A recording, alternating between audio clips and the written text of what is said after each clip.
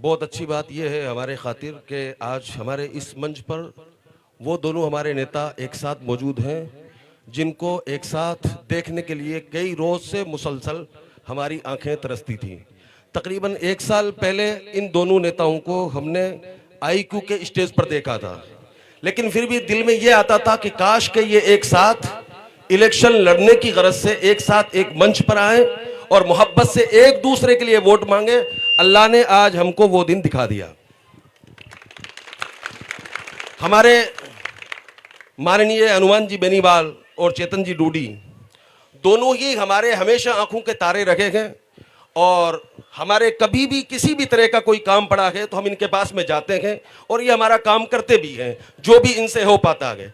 अगर कोई काम ना भी हो पाया तो इन्होंने अपनी कोशिश जरूर की थी और मुझे उम्मीद है कि हमारे गांव की जो पानी की समस्या है वो भी इन दोनों नेताओं को अच्छी तरह से पता होगी कि हमारे गांव में पानी की समस्या है, हमारे गांव में बाईपास की समस्या है या दूसरे तीसरे कनेक्शनों की समस्या है। तो मुझे पूरी उम्मीद है कि ये वो नेता है कि अगर इनको किसी काम के लिए जब कहा जाता है तो ये दूसरों की तरह फोन पर बात करके फिर उस बात को छोड़ नहीं देते। चालू फोन में बहुत सारे काम हमने होते हुए देखे।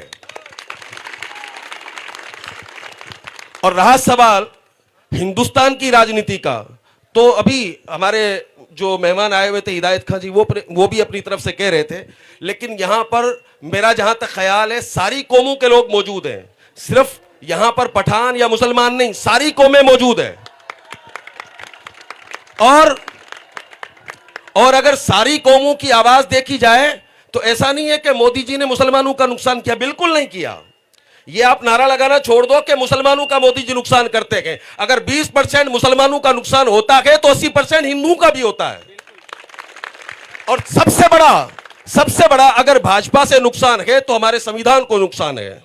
अगर बात आ जाए देश के संविधान को बचाने की तो ऐसी सूरत में हम अपना जाती मफाद कुछ नहीं देखेंगे, हम उस हीरो के साथ खड़े रहेंगे जो संविधान को बचाने के लिए खड़ा।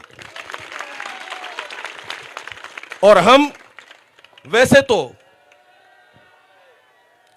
तो हम दोनों तरफ से देखते थे कि एक कांग्रेस है दूसरी आरएलपी है, लेकिन आज एक मंच पर जब दोनों पार्टियां एक साथ मौजूद हो गई तो हमारा जीव हल्का हो गया और हमारे सीने पर वो बोझ नहीं रहा जिसकी वजह से हमें यह देखना पड़ता था कि हमारी पार्टी तो यह है लेकिन हीरो उधर है। जो हीरो उधर था वो भी हमारी पार्टी में मौजूद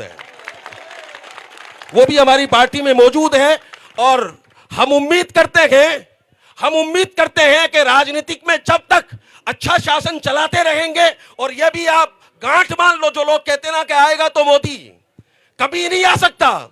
अगर 2024 में, यह मेरा चैलेंज है आप सबके सामने कि 2024 में मोदी 270 पार नहीं कर सकता। 270 पार नहीं कर सकता। हां, अगर आपने पहले से ही अपने को हल्का समझ के रखा है कि नहीं साहब ऐसा हो जाएगा वैसा हो जाएगा, तो यह अलग बात है। पहले से ही हार मानने वाला कभी सोल्जर नहीं बनता। आपको अगर अपने देश का सिपाही बनना है तो हार मान के मत चलो, चाहे आपको कुछ भी करना पड़े अपने देश के खातिर हर जगह खड़े रहो और डट के मुकाबला करने के लिए तैयार रहो। पहले से ही हार मान लोगे कभी नहीं हो सकता। मैं आपको यकीन दिलाता हूं कि अगर आपका आत्मविश्वास जिंदा रहा तो मोदी हारेगा। मोदी की इतनी सीटें नहीं आ सकती जिसकी वजह से वो वापस सरकार बना सके। इंशाल्लाह हमारे हिंदुस्तान को फिर से सोने की चिड़िया बनाने वाली सरकार फिर से इंशाल्लाह बनेगी। अब मैं तमाम, क्योंकि जो काम हमारे गांव के हैं वो सारे काम हमारे नेताजी खुद जानते हैं और हमें उम्मीद है कि जिस दिन हमारे लिए काम की जरूरत पड़ेगी इनका फोन ऑन रहेगा और हमारा हर काम होगा। अब बिला ताखीर मैं हनुमान जी को माइक पर बुलाता हूं, इन्हीं का नारा लगाते हुए हनुमान बेनीवाल, हनुमान बेनीवाल, हनुमान बेनीवाल, इंडिया गठबंधन, इंडिया गठबंधन, इंडिया गठबंधन। हनुमान जी बेनीवाल माइक पर।